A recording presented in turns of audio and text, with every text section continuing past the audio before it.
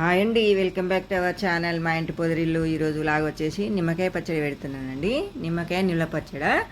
ఒక చెంచా మెంతులు వేసుకోవాలి. ఒక చెంచా మెంతులకు 2 లేకపోతే 2.5 చెంచాలు జీలకర్ర వేసుకొని వేయించుకోవాలి. గోల్డ్ కలర్ వచ్చే వరకు చిన్న మంట మీద వేయించి చల్లగా అయిన తర్వాత మెత్తగా మిక్సీ పట్టాలి. పొడి పక్కకు పెట్టేసుకోవాలి. అది పక్కకు పెట్టేసుకొని ఎల్లిపాయ పొట్టు తీసి మా చిన్నత్త మా పెద్దత్త ఇద్దరు కలిసి ఎల్లిపాయల పొట్టు తీస్తారనమాట. నేను ఇక్కడ ఇవన్నీ పోపు చేస్తుంటే ఏదో ఒకటి చేస్తూనే ఉంటారు, ఖాళీ ఉండనే ఉండరు. వస్తేనైతే మా ఇంటికి వచ్చిరనమాట. అవి పొట్టు తీసిన తర్వాత ఇక మిక్సీకి వేసుకుంటున్నా. నేను మెత్తగా మిక్సీ పట్టుకోవాలి ఎల్లిపాయలు.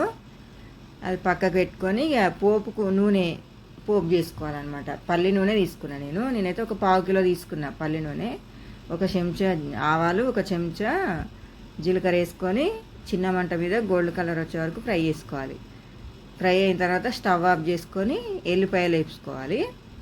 స్టవ్ ఆఫ్ చేసుకొని వేసుకోవాలి, లేకపోతే మాడిపోతాయి ఎల్లిపాయలు, నల్లగా అవుతాయి అనమాట. దించేసుకొని పక్కకు పెట్టుకొని ఇప్పుడు కారం వేసుకోవాలి.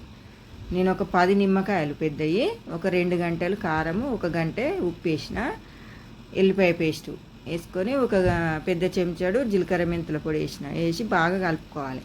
కలిపి ఇప్పుడు నేను ఒక 6 నెలల కిందట ఊరేసిన అనమాట ఈ నిమ్మకాయలు. ఇక నిమ్మకాయలు అందులో కారంలో కలిపి బాగా కలుపుకొని చల్లగా అయిన పోపు అందులో వేసుకోవాలి. వేసి మంచిగా మిక్సీ వేసుకోవాలన్నమాట. ఇక ఇప్పుడు ఎండాకాలం పచ్చళ్ళ సీజన్ కదా, ఇక అన్ని పచ్చళ్ళు ఇప్పుడే పెట్టుకోవాలి. మంచిగా ఉంటుంది. ఊరేసిన నిమ్మకాయలు కొంచెం ఉప్పు పసుపు వేసి ఊరేసుకోవాలన్నమాట. ఉప్పు పర్ఫెక్ట్ వేసుకోవాలి, ఎన్ని రోజులైనా ఉంటుంది. ఎర్రగా ఎట్లా ఉంది కదా. ఇక తర్వాత వచ్చేసి అటుకులు పోపు చేస్తున్నా. ఇక పిల్లలు ఇంటికాడ ఉంటారు, సమ్మర్ హాలిడేస్ కదా, ఏదో ఒకటి కావాలి కదా. ఇట్లా జల్లడైనా పట్టవచ్చు, జల్లడ లేకపోతే ఇట్లా పైన ఇది ఎదురితే దుమ్ము అనేది అంతా కిందికి పోతుంది అనమాట. మా అత్తమ్మ ఎదురుతుంది. ఇట్లా చేయితోటి ఇట్లా అనుకుంటూ బాగా కొంచెం టైం పడుతుంది అనమాట. జల్లడ లేకపోతే, మా ఇంట్లో జల్లడ లేదు, అందుకనే చేయితోటి ఎదురుతుంది. నిమ్మలంగా ఎదురుతూ ఉంటే దుమ్ము అనేది అంతా కిందికి వెళ్ళిపోతుంది. పౌడర్ ఉంటుంది కదా, దుమ్ము కాదు పౌడర్. అగో అంత వెళ్ళింది ఆ అటుకులలో, 1/2 కేజీ అటుకులకి ఇంతగానే వెళ్ళింది. ఇది ఇక తీసి పక్కకు పడేయాలన్నమాట. ఇక అటుకులన్నీ ఒక దాంట్లో పోసుకొని ఇక ఒక గిన్నె పెట్టుకోవాలి పెద్దది.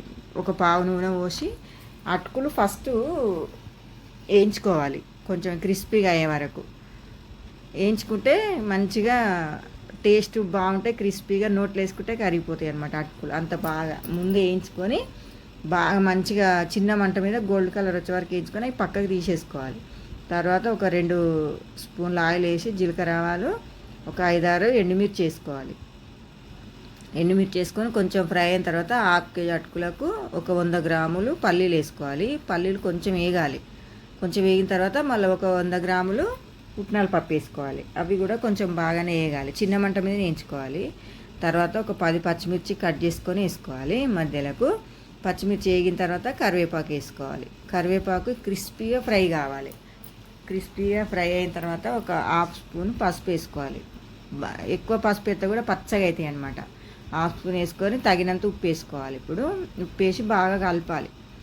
కలిపిన తర్వాత ఇక స్టవ్ ఆఫ్ చేసుకోవాలి. వేసుకొని స్టవ్ ఆఫ్ చేసి మనం ఫ్రై చేసుకున్న పోపు చేసుకున్నవి మళ్ళీ ఈ గిన్నెలు వేసి మంచిగా కలపాలి. గిన్నె చిన్నగా అయిందనమాట, అయితే కొంచెం కలపనీకి రాలేదు. ఇక అన్నీ పట్టలేదు అందులో, అది పక్కకు పెట్టుకొని కొంచెం కలిపిన. నేను అస్సలు రాలేదు, అన్నీ కింద పడుతున్నాయి అనమాట. అయితే మళ్ళీ తీసేసి మళ్ళీ ఒక వేరే ఇక పెద్ద బేషన్లు వేసి కలిపిన. మంచిగా టేస్ట్ బాగుంటాయి ఇట్లా వేసుకుంటే. మళ్ళీ ఒక బేషన్లు వేసుకొని ఫ్రై చేసిన అనమాట. అది కలిపిన అనమాట. ఒక చిన్న స్పూను కారము, ఒక స్పూను ధనియాల పొడి వేసుకోవాలి. మిక్చర్ వేసుకోవాలండి, మన ఇంట్లో వేసిందైనా సరే బయట తెచ్చిందైనా సరే మిక్చర్ వేసుకొని కలిపితే అటుకులు చాలా టేస్టీగా ఉంటాయి. ఎక్కువ పచ్చగా లేకుండా కారం వేస్తాం కదా, కలర్ కూడా మంచిగా కనబడతాయి అనమాట. సూపర్ టేస్ట్ కూడా చాలా బాగుంటాయి. పిల్లలు అడిగినప్పుడల్లా కొన్ని పోషిస్తే మంచిగా తింటారు అనమాట.